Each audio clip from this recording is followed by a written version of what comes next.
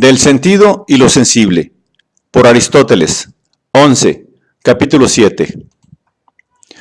Aún hay otra cuestión acerca de la sensación, la de saber si es posible percibir dos en un mismo tiempo indivisible o no es posible, suponiendo que el estímulo más fuerte siempre domina al más débil.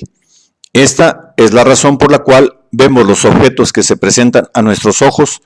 Si nos ocurre que pensamos intensamente en algo, estamos dominados por el temor o prestamos atención a un sonido muy fuerte. Concedamos esto, y también que es más posible percibir cada cosa individual cuando se nos presenta sola, que cuando se nos presenta mezclada con otra. Por ejemplo, es más fácil gustar vino solo que vino mezclado con agua, y así ocurre también con la miel o con el color. Y la tónica es más fácil de oír por sí misma que cuando suena con la octava, porque tienden a oscurecerse la una a la otra. Eso mismo ocurre también con las cosas individuales de las que se forma un todo.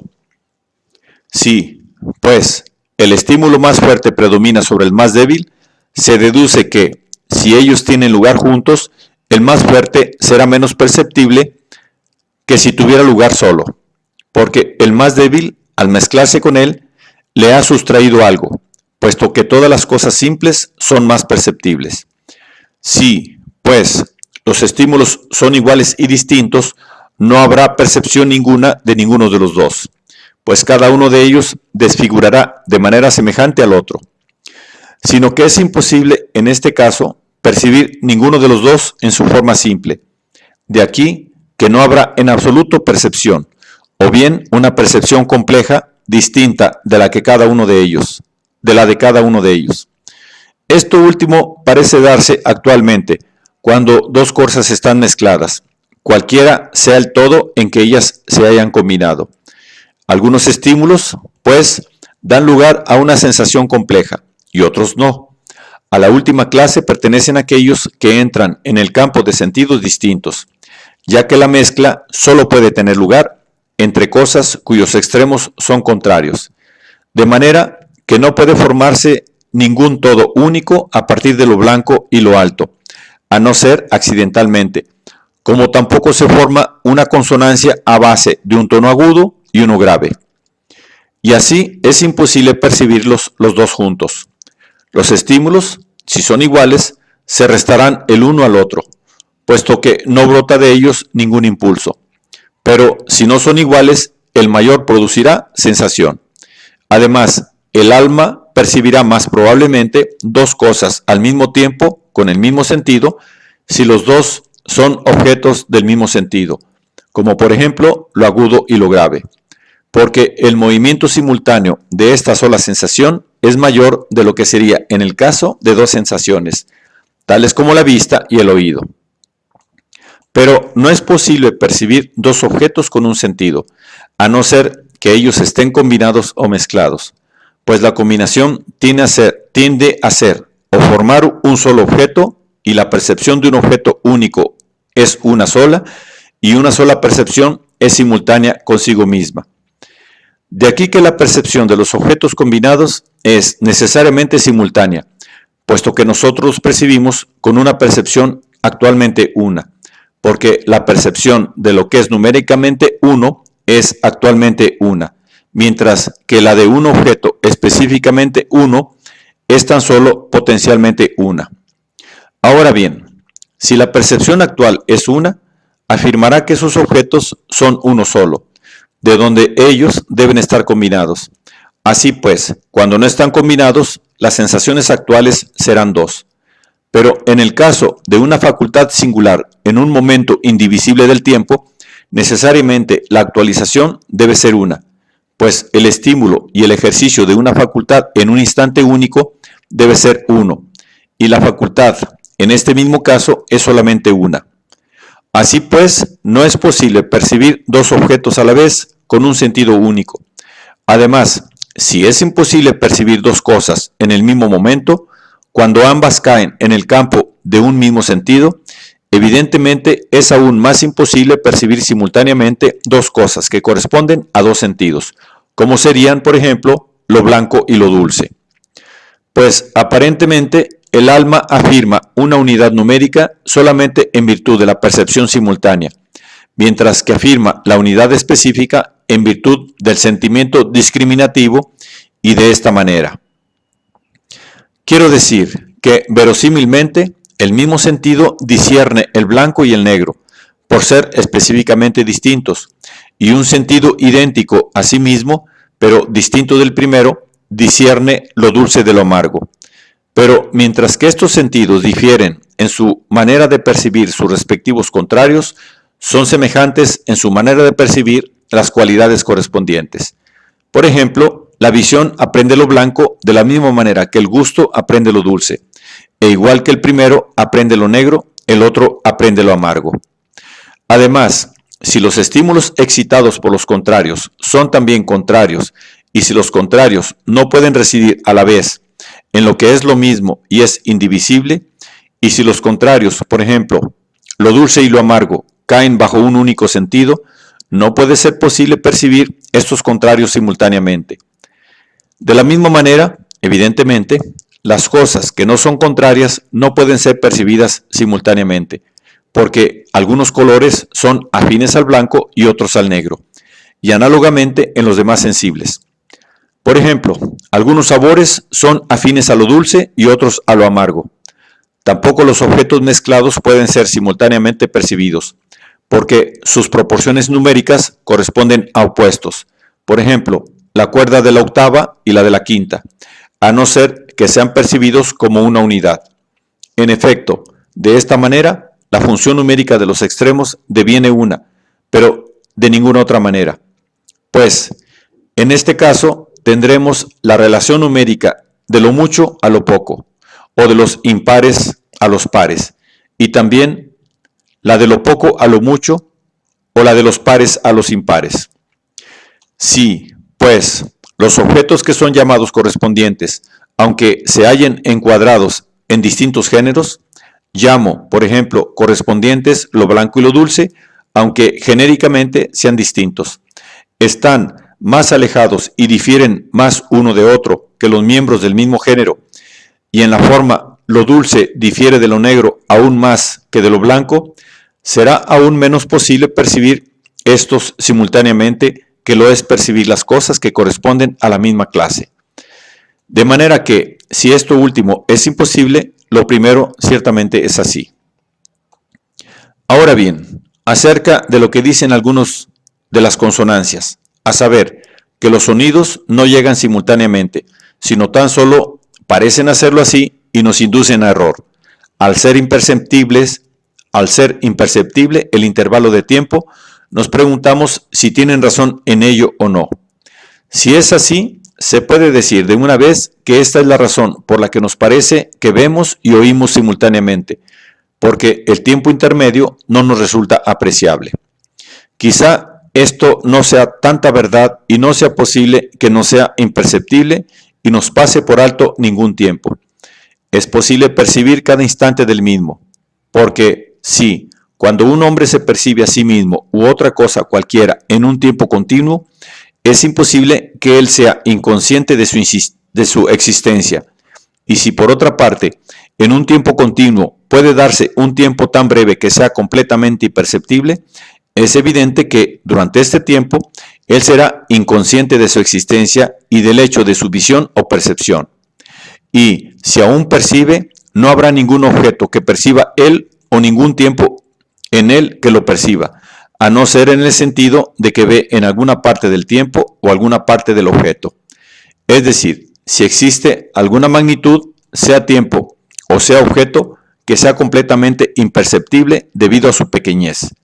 Él, en efecto, ve la línea total y la percibe en un tiempo continuamente idéntico, en el sentido en que hace esto en alguna parte del tiempo este. Córtese de la línea total AB una parte C, en el tiempo de la cual no sentirá nada. Así pues, él percibe en una parte del tiempo o una parte de la línea, en el sentido de que se ve la Tierra viendo una parte de ella, o bien camina un año caminando en una determinada parte de él, pero según nuestra hipótesis, durante la parte BC no percibe nada. En este caso se dice que se ve la totalidad de la línea AB en la totalidad del tiempo, porque él ve una parte de ella en una parte del tiempo.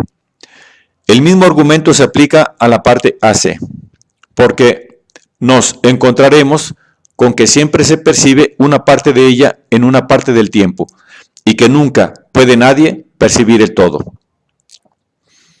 Por consiguiente, todas las magnitudes pueden ser percibidas, pero su tamaño no es aparente a nuestros sentidos. Por ejemplo, alguien ve una magnitud tal como la del Sol o una longitud de 4 codos desde lejos, pero no se manifiesta con ello su tamaño actual. Y algunas veces parece indivisible, mientras que lo que vemos no es realmente indivisible. La causa de esto la hemos expuesto anteriormente, al hablar o tratar del sujeto de la sensación. Es, pues, evidente que todo es pues evidente por todo esto que no hay ningún tiempo imperceptible. Respecto de la dificultad mencionada antes, hemos de considerar si es posible o imposible percibir más de una cosa a la vez. Por la expresión a la vez, entiendo un tiempo que es uno e indivisible respecto de varias cosas entre sí relativas. En primer lugar, pues, es posible percibir dos cosas a la vez, aunque con una distinta parte del alma, y no lo es percibirlas con una parte indivisible, pero una parte indivisible en el sentido de ser un todo continuo. ¿O implica esto, en primer lugar, que respecto de cada uno de los sentidos particulares, por ejemplo la vista, si el alma ha de percibir un color con una parte y otro color con otra parte, poseerá ella un número de partes iguales en especie? Porque los objetos que ella percibe están en un mismo género. Si se urgiera que, igual que hay dos ojos, nada impide que haya también en el alma dos partes idénticas, responderíamos que probablemente los dos ojos constituyan una unidad y que en la operación actual son uno solo. Pero si eso es así, en la medida en que ellos constituyan un órgano, lo que éste perciba será también uno, mientras que si ellos obran separadamente, la analogía queda desbaratada. Además, los mismos sentidos resultarán entonces plurales, exactamente igual que se habla de las diversas ramas del conocimiento, pues no habrá ninguna actividad sin una facultad propia, como tampoco sin actualidad o actividad habrá percepción ninguna. Si el alma no percibe esas cosas en un tiempo indivisible, evidentemente lo mismo es verdadero en todos los demás casos, pues sería aún más posible que ella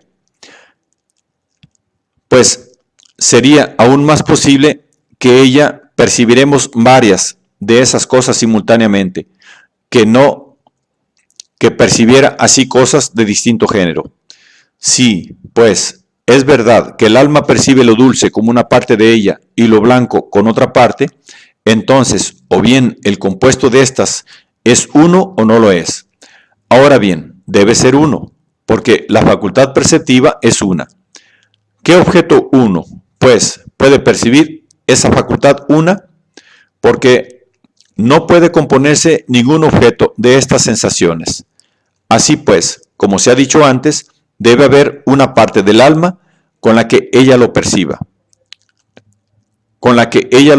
Todo, aunque ella perciba los diversos objetos con partes distintas. Por tanto, hay una facultad sensitiva para lo blanco y lo dulce, en cuanto indivisibles en acto, y otra cuando son actualmente divisibles. Probablemente lo que es posible en los objetos del sentido es también posible en el alma, porque lo que es numéricamente uno e idéntico puede ser blanco y dulce y aún poseer otras muchas cualidades, si los atributos no son separables unos de otros, sino que difieren individualmente en su existencia. De manera semejante, pues, hay que suponer lo mismo del alma, y que la facultad sensitiva de todas las cosas es numéricamente una y distinta respecto de sus objetos, unas veces genéricamente y otras específicamente. De manera que la percepción simultánea sería posible con una parte que es la misma y única, pero no idéntica en la relación conceptual. Es, por tanto, evidente que todo objeto sensible es una magnitud y que ningún objeto sensible es indivisible. La distancia a partir de la cual un objeto no puede ser visto es indeterminada, pero es determinada la distancia desde la cual puede sí ser visto. Esto es también verdad de los objetos del olfato y del oído, y de todos los demás objetos que percibimos sin contacto. Hay en el espacio intermedio un punto determinado, más allá del cual el objeto no puede ser visto, mientras que más cerca del cual puede sí ser visto. Este punto, más allá del cual, si un objeto se halla allí, no se puede percibir, mientras que si el objeto está más cerca que él, sí es perceptible. Es, con toda seguridad, necesariamente indivisible.